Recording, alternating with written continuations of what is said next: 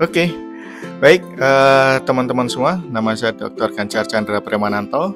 Kali ini kita akan membahas hal yang saya kira masih menjadi pertanyaan bagi sebagian besar orang, yaitu bedanya MM dan MSM.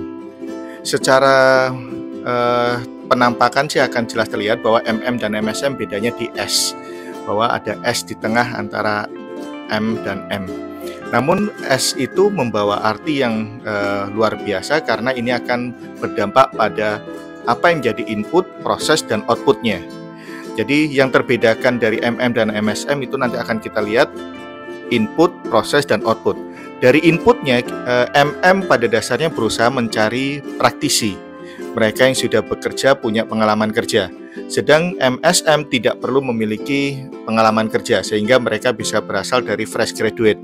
Namun tidak menutup kemungkinan bagi mereka yang ingin menekuni konsentrasi tertentu untuk masuk di Magister Science Management. Ingat perbedaan input antara MM Magister Management dengan MSM Magister Science Management tadi, maka untuk syarat pendaftarannya juga ada yang terbedakan. Secara umum aktivitas pendaftarnya sama, di mana pendaftaran melalui PPMB Universitas Airlangga. Di sana kemudian kita bisa melihat jadwal untuk ujian tulis maupun kemudian wawancara. Dalam hal tersebut sama.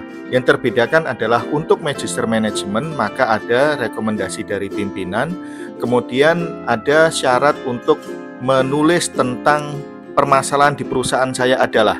Sedang untuk masuk ke MSM, Anda akan diminta untuk membuat proposal penelitian. Jadi ini yang terbedakan untuk proses inputnya.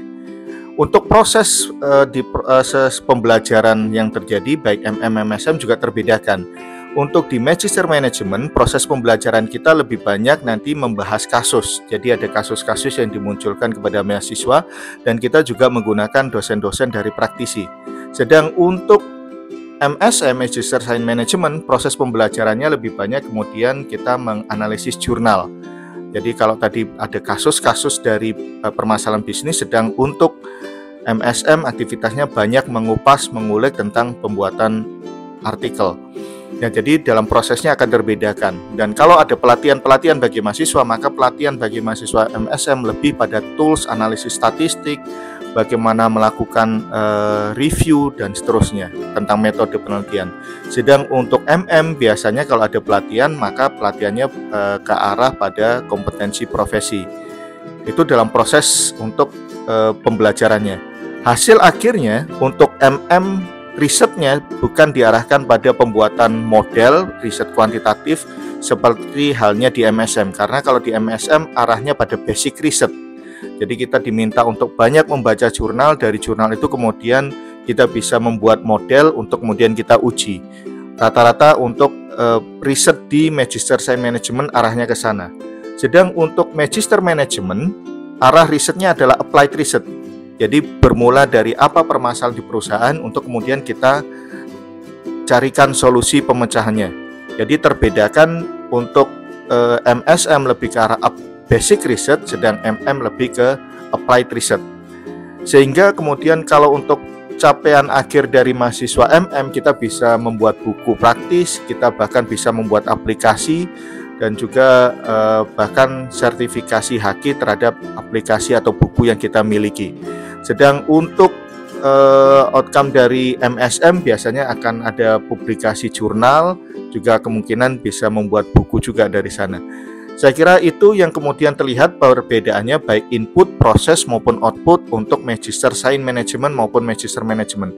Namun perlu diingat, ini adalah perbedaan versi FEB UNER. Versi dari kampus lain bisa jadi berbeda karena kebanyakan kampus lain MM-nya juga rasa MSM. Jadi mereka mengatakan MM tapi kemudian nuansanya bagaimana proses input dan kemudian outputnya masih kemudian bernuansa Magister Science Management.